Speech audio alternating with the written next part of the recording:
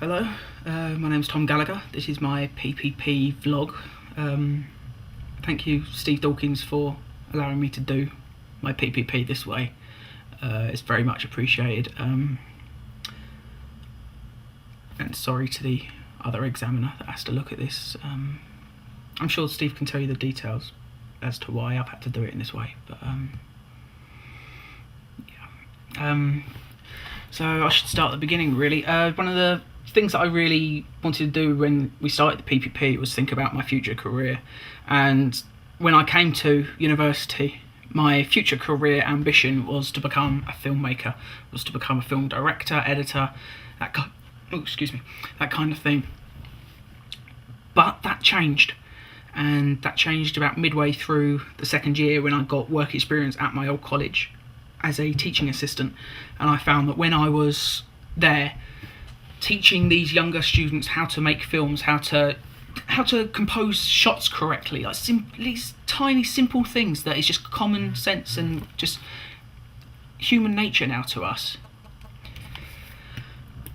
It's amazing how little they actually seem to know. First off, just simple things like getting the aspect ratio fixed, like not having the video so stretched out of proportion that everyone's like 10 foot tall with huge great big long shaped heads, or in the other case scenario when they squeeze it down and everyone looks like Stewie Griffin or Hey Arnold with the great big wide heads. That is something that annoys me more than anything else in the film industry, is when I see, especially when I see it on television. If a television company that is professional in this industry cannot master something as simple as aspect ratio, something so unbelievably easy, it's literally a 2-second process to fix. If a professional TV company can't do that, I really worry for the future of this industry, because frankly the wrong people are running it. And anyway, I should continue. One of the things that I've really enjoyed about teaching these younger students about filmmaking was stuff like aspect ratio, and I taught them how to add extra blocks for widescreen, like what the importance was of using widescreen rather than 4:3 video, and I explained to them like why HD is such a huge deal nowadays, like what you want to do with different cameras, how it doesn't depend on the camera to make a decent film, it depends on the filmmaker. And that's something that I've come to learn over the past year, especially with the camera that I'm shooting this on right now. As by today's standards, it's not an amazing camera. It's not the camera that will make the next Bond film. It's not the next Canon 7D. It's about 5 years old now. It's like one of the first HD cameras that Sony released, and although it is a professional camera, it is very large. There's a lot wrong with it, but it hasn't stopped me, and I've made some bloody good stuff, if I may say so myself. And I'm going to put a link now to my Facebook, not Facebook profile, my YouTube account, which is I've been building up for the past, well, since YouTube started, I think 4 or 5 years now, and it's got basically everything I've ever made that I deemed good enough to actually share with somebody, something I haven't mind putting out there into the internet for other people to watch and comment on. And on my YouTube account, which I'll put the link to below this on the blog, my YouTube account is youtube.com/snoochyboochies, which is another, since it's PPP, I might as well tell you where that comes from. One of my first filmmakers that really inspired me to take filmmaking to a new level as a career rather than just a hobby was Kevin Smith, through a documentary on the DVD for Clerks, which is called Snowball Effect, the story of Clerks. And it's all about basically how Kevin Smith's story started out from like humble beginnings to getting picked up by Miramax and all of that. And that was something that really inspired me, because he went out and he shot it himself. He went out, well, he didn't shoot it himself, he went out, he raised all the money, like his house got flooded, and the insurance money they sent him for all of his property that got destroyed in the flood went straight into the budget of Clerks. And it's just this story that really got to me. And Snoochie Boochies is the catchphrase of Jay from Jay and Silent Bob, which are the two main characters that appear in all but I think 3 of his films now.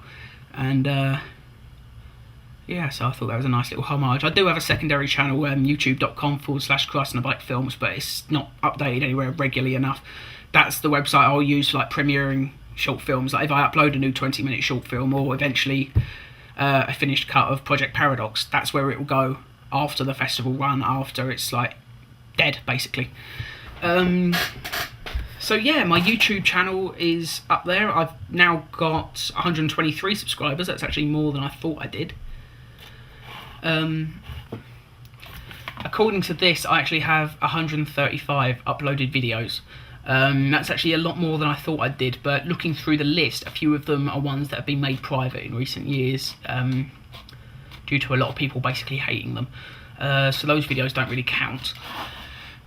So yeah, there's a huge amount of videos, there's a huge amount of work there that you can have a look at. That's my entire portfolio from starting media all the way through to now. Like every file that I've ever made that I've actually still got access to is on that YouTube account. So at any time, if you want to know exactly what it is that I've been doing, just look at that, because every time I do a special effects test, every time I shoot a 5-second clip of something and I think it actually looks pretty good, I put it online. So yeah, I think that's why I'm getting more subscribers. I seem to be getting about 3-4 subscribers a week now, which is a lot more than I've ever had before.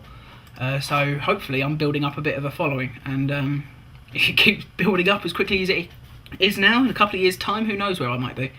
And that really excites me, because that's the secondary way that I can go into it. And the YouTube account was obviously started when I was at Nescott College to start up my portfolio while I was there, and it's something I've just built on as time has progressed. One of the things that I'm not really worried about as being a teacher is salary, because this is one of those jobs that I'm not... Teaching would be the route that I go down if I still want to be a filmmaker, but I don't want to be rich.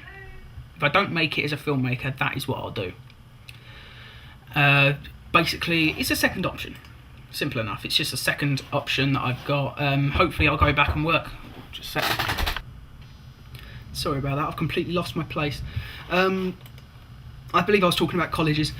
One of the other things that I really enjoyed teaching at the local college was simple things like just basic camera movement, stuff that nowadays to everyone in our class is just second nature. You go out, you shoot a film, you know how to compose a shot correctly.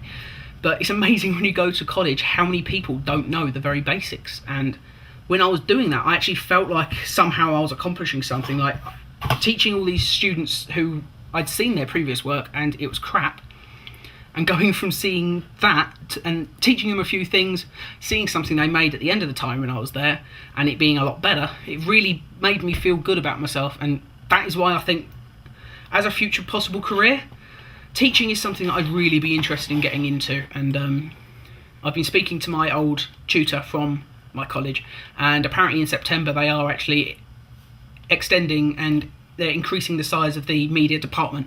So with any luck, there'll be a place for me there as an equipment manager or something, where I can do something that doesn't require me to have a teaching diploma or whatever it is, but will also give me access to the students, so I can actually help them make their films and use their equipment for free and make my own films. Because when I was there learning, that's what one of my tutors did there.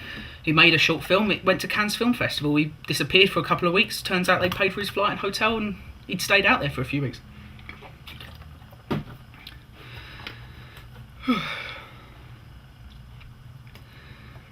So yeah, in order to prepare for my future career, I've been trying to learn as many different programs as I possibly can, because there's a bunch of different things that I've never used before, and I really wanted to make sure that by the time I left university I had at least a basic understanding of a few other programs I'd never used. And since starting this year, I've managed to learn a whole bunch of tricks on Final Cut that I hadn't done before, which was, I actually was very surprised I learned some new tricks on Final Cut, considering I'd already been using it for 4 or 5 years. So that was good. Photoshop I've been learning a lot more of, and Adobe After Effects in particular is something that until this year I hadn't even touched on. And anyone that's seen my FMP film now will see there are a lot of special effects in it. It's chock-a-block, it's full of effects. So that was amazing for me to really be able to accomplish that. That really made me feel good. But I've also managed to, I've taken out a bunch of different cameras. I've taken out like all the Sonys, I've taken out the Z1s, Z7s, I've been using the Canon 7D and 5Ds with multiple different lenses and stuff like that, to try and just really familiarise myself with the technology. And that's something that I'm really been pleased with. And I've been applying to a few places at the moment. I've been looking into a few places, local companies. So far I haven't heard back from many of them. There's one that's interested, but I've been looking into their company a little bit more, and all they seem to produce are weather reports for Mexico. Why they shoot in Epsom, I have absolutely no idea, but there's Spanish language weather reports.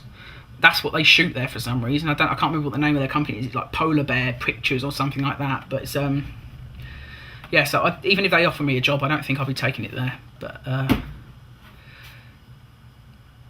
that's basically it. I'm afraid I've run out of things to say. I don't quite know what else to say. Teaching in general would be something that motivates me, and really something that can give me pleasure as a filmmaker, as something that can make me satisfied with my life. And as we all know, filmmaking is a difficult thing to get into, and so is teaching in a way, but teaching is the thing that I think will give me the most satisfaction at this point in my life. I'd like to do both, to be honest. I'd like to go from here, become a teacher for a few years, keep making films using their equipment until I make it. And there's a lot of people that apparently do that, and more power to them. And I hope to join them one day. So yeah, thanks very much. Apologies for the shaky camera. I just had to add something that I completely forgot when I was talking about the vlog. Future career opportunity that I'm really looking forward to. I've been talking to the editor of the Firefly/Serenity fan film Brown Coat Redemption, which is becoming very big at the moment. It's been shown at a bunch of different Comic-Cons and other conventions and stuff to do with sci-fi and Firefly. And yeah, they've actually managed to get some of the original cast members in it and stuff like that as a proper sort of love letter to the original series. And it's a fantastic little film, but I've been talking to their editor, and there's a chance that next year they're making a zombie movie in Detroit, and they want me to come down and help them make it. They also want me to do the special effects on it, which is like when they shoot a gun, it's like the muzzle flash and like the blood spurt out the side of their head, stuff like that. But I think that's going to be an enormous opportunity, and I can't wait, because obviously going to America from a filmmaker's point of view is kind of my target. I'm not looking to become the artsy-fartsy British director who makes these little art films. I don't want to be the next whoever the guy was that made This Is England. I don't want to be that guy next. I have no illusions about what I do, and that's what I think makes me different as a filmmaker. I'm not looking to be an experimental artsy-fartsy filmmaker. I want to make something that entertains people. And if that makes me a sellout, if that makes me a Michael Bay or a Steven Spielberg or a J.J. Abrams, who cares? That to me is a compliment. Well, maybe not Michael Bay. But anyway, I just wanted to add that in. Thanks very much for watching. Thank you again, Steve Dawkins, for allowing me to do my vlog in this way. It's very much appreciated, as you know. And yeah, thank you very, very much. I think that's it. Thanks for watching. Sorry it took so long.